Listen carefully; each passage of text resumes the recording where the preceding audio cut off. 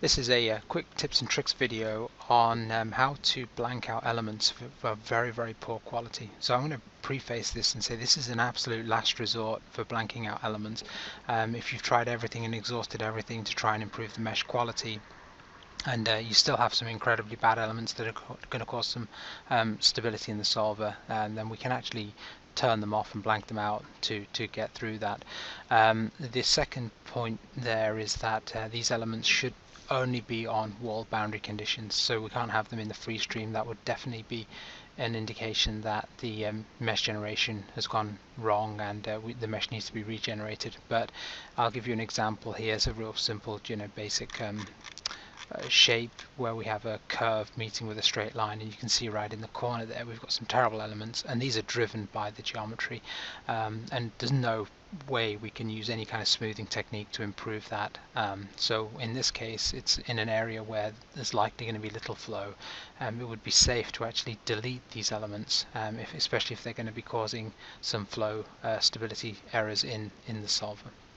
So to do that, we're going to actually use cell registers, but what we actually have to do is we're going to mark them based on their quality. So we use this field variable. You'll notice it's grayed out, and the reason it's grayed out is because the flow actually needs to be initialized first before we get access to that. So we can do a standard initialization here, and I guess I should just go ahead and show you the mesh quality. So if we do a quick check of mesh quality, you can see we've got 0.02 of orthogonal quality, and that should be, I think, roughly above 0.1. Again, since we're trying to get rid of the absolute worst elements here, we don't want to blank half this curve out.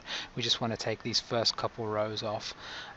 So what we can do is go ahead in the cell registers and do a right mouse button, new, and field variable, and we want to pick cells that are less than, and if we come over here to our pull down menu and pick mesh, and under mesh we use the orthogonal quality. I guess you could also use the skew values as well, but we'll use orthogonal quality, and we'll put in a value of 0.1 for example, and do a save display. And we can see we've got those first couple. We could try maybe trying to keep that one in, so we could take this down to 0.08, save display, and that may be more appropriate, I think. So again, the key thing here is to remember we're not going to blank out all the cells that are of a worse quality than the recommended value. We're trying to get rid of the absolute worst that are almost flat and have really bad quality, and see what we can kind of survive in the solver with. So once we've done that, we've created this cell register under the field value. We can actually come in here and deactivate or delete those cells either way. So we say deactivate, sorry, actually we need to separate first.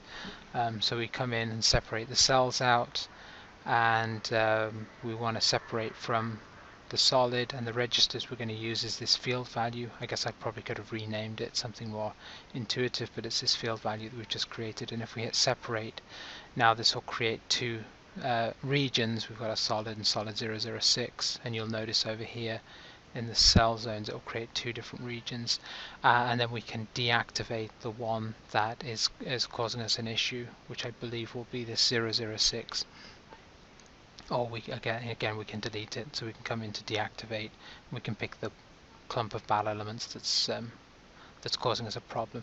And essentially what that will do is it will ignore those elements in the flow solve, and any faces that are adjoining, so these faces along this edge here will become wall boundary conditions. So these elements here will not be included in the flow solve, and the flow will be bounded, or the domain will be bounded by a wall boundary condition against these faces here.